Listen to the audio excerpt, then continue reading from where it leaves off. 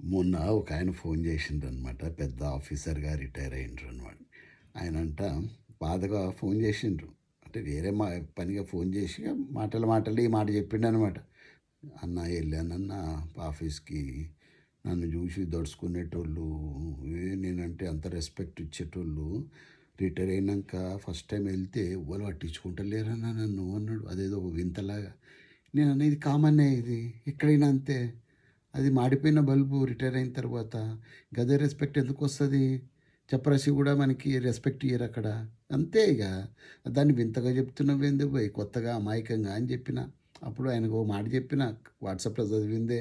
People are like Bluetooth. దగ్గర ఉన్నంత వరకే కనెక్ట్ అయ్యి ఉంటారు. మనం దూరం వెళ్ళిపోయినామనుకో ఇంకో యూనిట్‌తో కనెక్ట్ అవుతారనమాట. That's it. కొత్తగా ఆ కుర్చీలో ఇంకో ఆయన కూర్చుంటారు. ఆయనతో కనెక్ట్ అయిపోతారు. ఇదంతా కూడా టెంపరరీ నాయనా. నీ అధికారము, నీ హోదా ప్రతీదీ కూడా టెంపరరీయే. అదే పర్మనెంట్ అని చాలామంది రెచ్చిపోతూ ఉంటారు. నేను చూస్తుంటా కదా ఉద్యోగం చేసే టైంలో, అధికారం వెలగబెట్టే టైంలో ఎట్లుంటారంటే ఇక అవతలోని హీనంగా చూసి, ఈయనొత్తే ప్రతిసారి వచ్చిన ప్రతిసారి లెగాలి అవతలోడు నా దండాలు పెట్టాలి.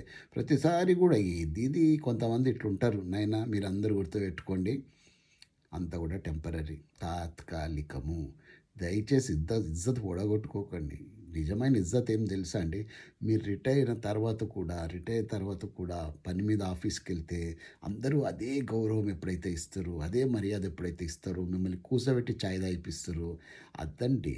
అది మనం గెలుచుకోవాలి. జనాల హృదయాలను గెలుచుకోవడం అంటే గిది. అంతే తప్ప నాకు అధికారం ఉంది కదా! నేను ఎలగబెడతాను, ఏం చేసినా నడుత్తది. ఇది కానే కాదు. ఎందుకంటే కొయ్యి ఆగే, కొయ్యి పీచే. ఒక కాలు ముంగటుంటే, ఒకటి కాలు వెనకుంటది. ముంగటున్నది గర్వపడొద్దు. నేను ముందున్నా అనేసి. ఎందుకంటే వెనక కాలు మళ్ళా ముందుకొస్తది. ఇదొక జిందగీ కా రీత్ రివాజ్. ఇదే ఇట్లే ఉంటదిగ. కాబట్టి always be down to earth. Have that love nature. Love all, serve all. ఖచ్చితంగా మనకొక పేరు అన్నది ఉండిపోతది ఎప్పటికైనా సరే. మనకు అధికారం ఉన్నా, లేకపోయినా మన ఇజ్జత్ మాత్రం అట్లే ఉంటది. జై హింద్.